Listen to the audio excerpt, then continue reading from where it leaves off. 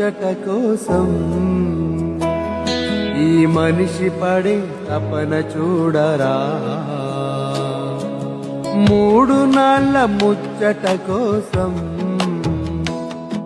ఈ మనిషి పడే తపన చూడరా. నీటి బుడగలాంటి జీవితం ఏనాడు సమస్య పోవును ఎరుగం. నీటి బుడగలాంటి జీవితం